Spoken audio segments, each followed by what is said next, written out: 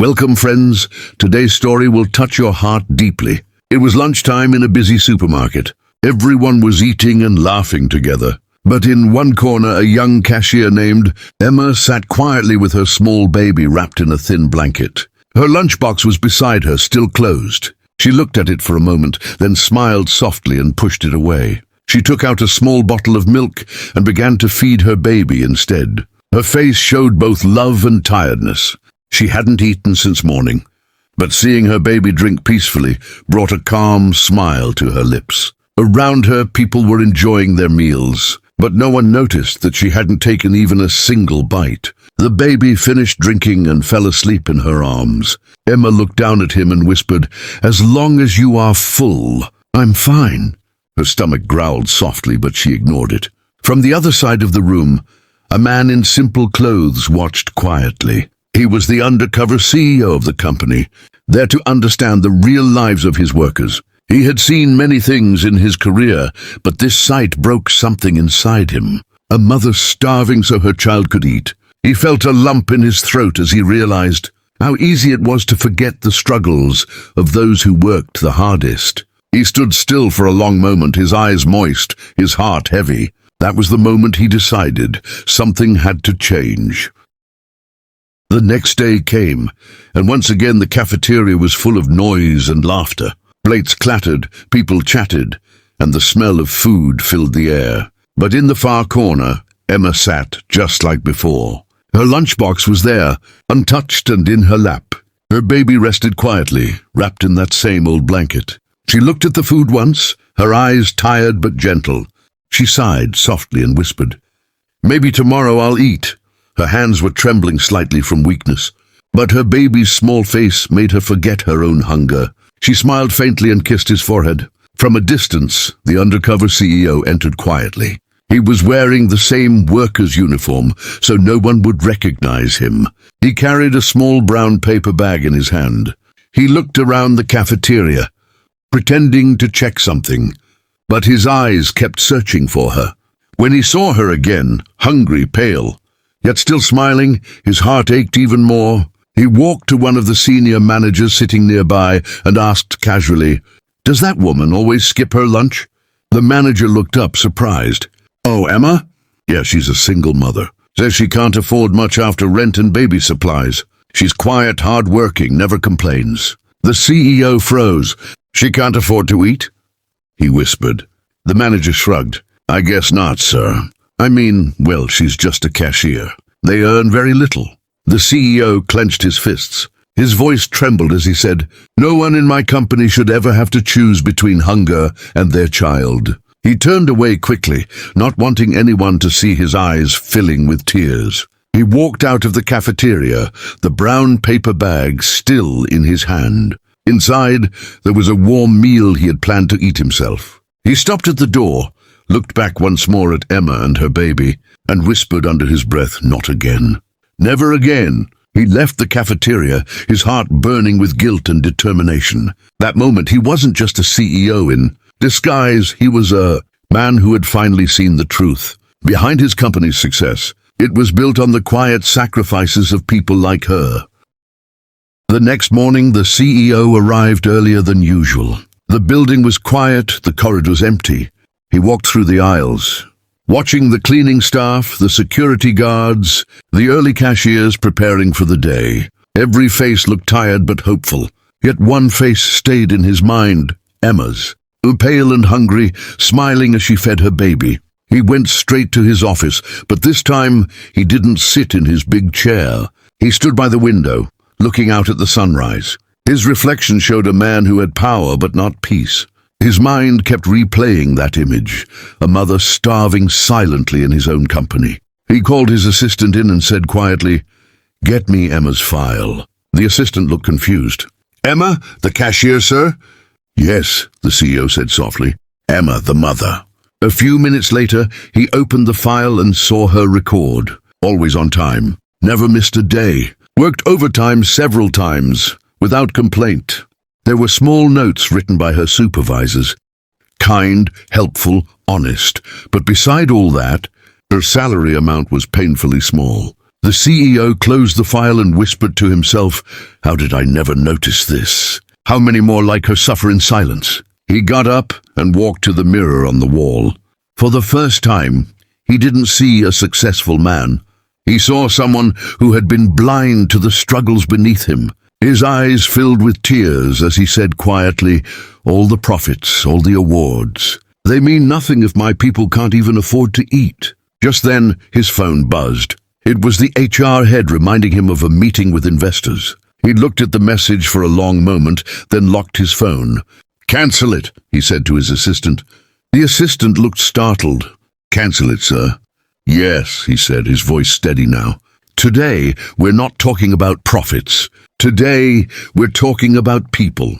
He then asked for a list of all employees with low income, especially single parents. The assistant hesitated but nodded and left. The CEO sat down again, his hands clasped together, whispering, "Emma, you showed me what real strength looks like. Now it's my turn to do something that matters." Outside his office window, the sun rose higher, casting a golden light across the room.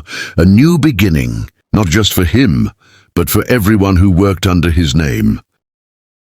Later that afternoon, the CEO walked through the supermarket floor again. But this time he wasn't in disguise.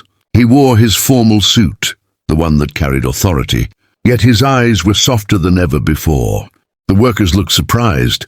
The CEO hardly ever came down personally. Everyone straightened up nervously, but he wasn't there to inspect. He was there to understand. He saw Emma at her counter, scanning items and greeting customers with her gentle voice. Her baby was not with her this time, probably with a neighbor or at daycare. Yet the tiredness on her face was clear. Still, she smiled at every customer as if nothing was wrong.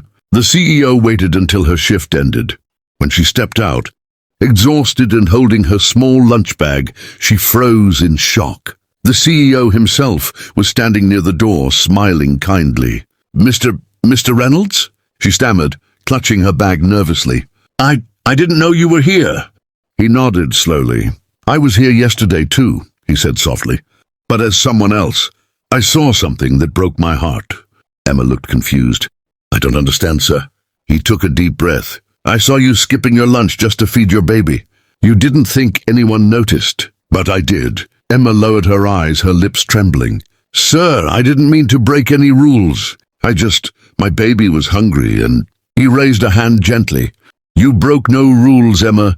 You reminded me of something I had forgotten, what real strength and love look like." Her eyes filled with tears, but she said nothing. The CEO continued, "From today, things are going to change. Every single parent in this company will receive full childcare support. No one will ever have to skip a meal for their child again. And you, Emma," he paused, his voice breaking slightly, "you're being promoted to assistant supervisor. Your dedication deserves more than just praise." Emma stared at him, speechless. Her hands trembled as she covered her mouth, tears streaming down her face. "Sir, I don't know what to say." He smiled kindly. "Say nothing. Just promise me one thing. Keep that same heart. It's what this world needs the most." She nodded, crying softly, whispering, "Thank you. Thank you so much." The employees around who had overheard the conversation began clapping slowly. Within moments, the entire floor was filled with applause. Some had tears in their eyes too. They knew Emma's struggle. The CEO looked around at his people and said with emotion in his voice, "You are the real strength of this company.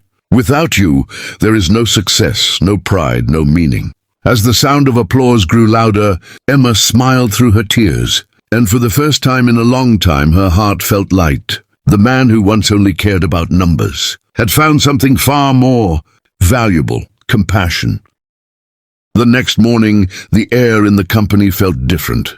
For the first time in years, it wasn't just another day of work, it was the beginning of something new. Posters had been placed in the cafeteria. New family care program, no employee left hungry. The CEO stood at the back of the cafeteria, quietly watching as the employees read the announcement with surprise and joy. There was free food for everyone that day, not as charity, but as gratitude. He wanted everyone to feel valued, to know they were seen. Emma entered slowly, holding her baby close. She looked around, confused, then saw the table filled with warm meals and a note with her name on it. It read, "To the mother who taught us what love truly means." Her eyes filled instantly. She sat down, her hands trembling as she opened the lunchbox. For the first time in months, she ate without guilt, without worry. The baby laughed softly in her lap, and she smiled through her tears. The CEO walked toward her, still in his suit, but this time there was no distance between them, no title, no fear. Just two human beings connected by compassion.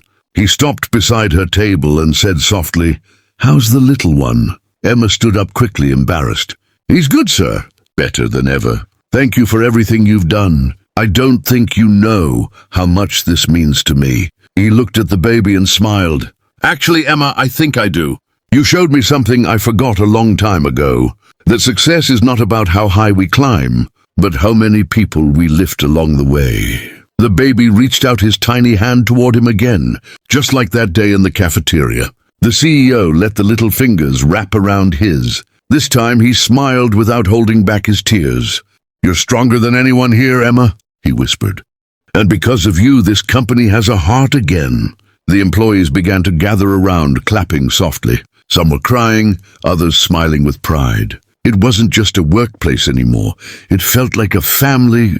Emma looked around, then back at the CEO, and said quietly, "You didn't just help me, sir. You reminded everyone what kindness looks like." He nodded, wiping his eyes. "No, Emma, you reminded me."